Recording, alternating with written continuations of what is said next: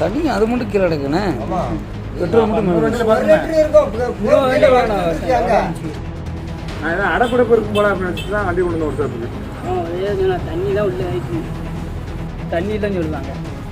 அது தண்ணி தானே ஒரு ஒத்துக்கிட்டாரு. தண்ணி தான் காலையில செக் பண்ணாங்களா அப்பெல்லாம் இல்லையா. அதுக்கடுத்து இப்ப தண்ணியா வந்துருக்கு எதுவும் தண்ணி அந்த அப்படி தனியா தெரியுமாங்க. பட்டமா இருந்தா தண்ணி மட்டும் தனியா போதும். செக் பண்ணி ரூபாய் கொடுங்க.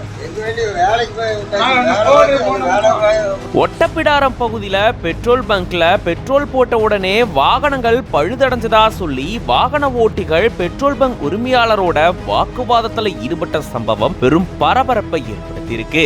மழை வெள்ளம் ஏற்பட்ட நிலையில பெட்ரோல் பங்க்ல இருந்த இந்த சேமிப்பு கிடங்குல தண்ணீர் கலந்ததாலதான் இப்படி ஒரு சம்பவம் நடந்திருக்கிறதா அவங்க சொல்லியிருந்திருக்காங்க. மேலும் இந்த வாகனங்களை சரி செஞ்சு தரதாகவும் ஒப்புக்கொண்டிருக்காங்களாம். இதனால பிரச்சனை சுமூகமா முடிஞ்சதா சொல்லப்படுது. என்ன நடந்தது விரிவா இந்த வீடியோல பார்க்கலாம்.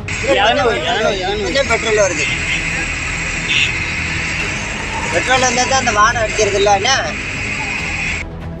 புது வண்டியை போட்டு முடியுமா? பழைய வண்டினா ஜெயிக்கலாம். புது வண்டியை யாரு சென்சார் வேலை பார்த்தா? தூத்துக்குடி மாவட்டம் ஒட்டப்பிடாரம் அடுத்திருக்கக்கூடிய புதியம்புத்தூர் பகுதியை சேர்ந்தவர் தர்மராஜ். இவரு புதியம்புத்தூர் புதுப்பச்சேரி சாலையில பெட்ரோல் பங்க் ஒண்ணு நடத்திட்டு வராரு. இவருடைய பெட்ரோல் பங்குக்கு சில வாகன ஓட்டிகள் வந்து பெட்ரோல் போட்டுட்டு போனதா சொல்லப்படுது. ஆனா பெட்ரோல் போட்ட கொஞ்ச நேரத்திலேயே வாகனங்கள் பழுதடைஞ்சதாகவும் இதை தொடர்ந்து பக்கத்தில் இருக்கக்கூடிய மெக்கானிக் கிட்ட இவங்க சோதனை செஞ்சு பார்க்கும் போதுதான் பெட்ரோலோட நீர் கலந்திருக்கிறதா அவங்க தெரிவிச்சிருக்காங்களாம். இதனால ஆத்திரமடைஞ்ச வாகன ஓட்டிகள் பெட்ரோல் பங்க் உரிமையாளர் கிட்ட கடும் வாக்குவாதம் ஈடுபட்டிருக்காங்க. ஆனா பெட்ரோல் பங்க் தரப்புல இருந்து என்ன விளக்கம் அளிச்சிருக்காங்கன்னா, மழை வெள்ளம் ஏற்பட்ட நிலையில பெட்ரோல் பங்க்ல இருந்த இந்த சேமிப்பு கிடங்குல தண்ணீர் கலந்ததாலதான் இப்படி ஒரு சம்பவம் நடந்திருக்கிறதா அவங்க சொல்லியிருந்திருக்காங்க.